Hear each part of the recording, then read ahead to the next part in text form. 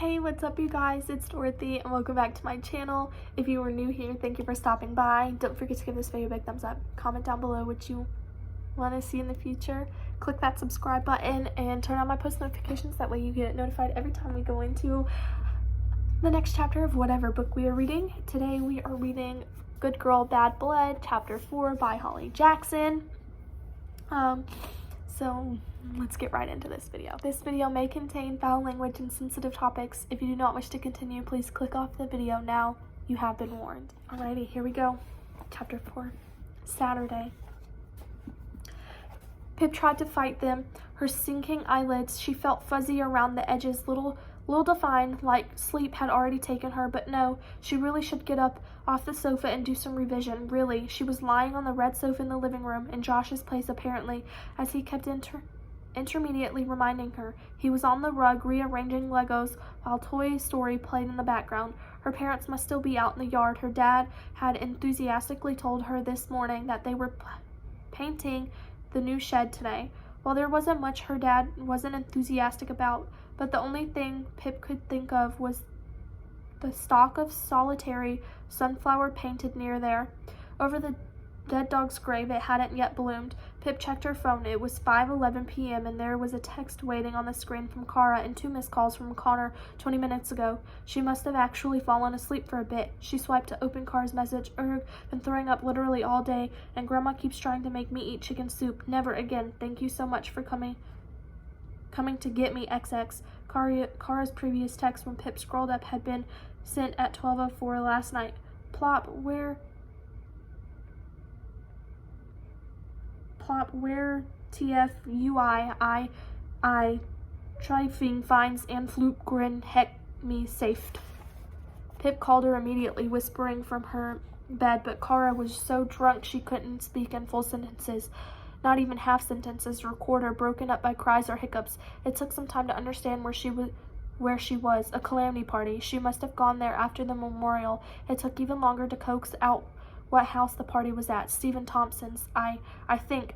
And where that was, Highmore somewhere. Pip knew Aunt and Lauren were at the party too. They should have been looking out for Kara, but of course Aunt and Lauren were probably too preoccupied with each other, and that wasn't even what worried Pip the most. Did you pour your own drinks? She asked. You didn't accept a drink from someone, did you? So she had climbed out of bed and into her car, Highmore somewhere, to find Kara and take her home. She didn't get back into bed until after 1:30, and today hadn't even been quiet to make up for it. Pip had taken Josh to soccer in the morning and stood in the cold field to watch the game. Then Ravi came over at lunch to record another update on the Max Hastings trial. Afterward, Pip had edited and uploaded the mini episode, updated her website, and replied to emails, so she'd sat down on the sofa for 2 minutes in Josh's place just to rest her eyes. But 2 minutes had somehow become 22, sneaking up on her.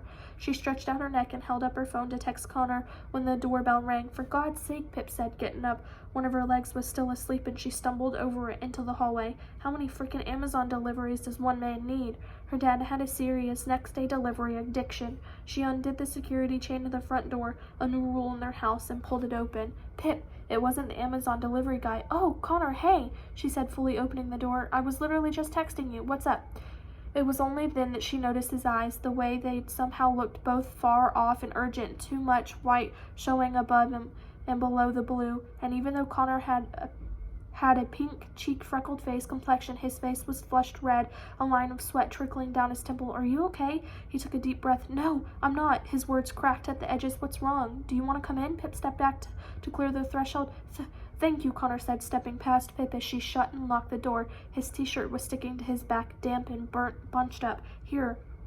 Pip led him to the kitchen and pointed him to one of the stools, her sneakers discarded beneath it. Do you want some water?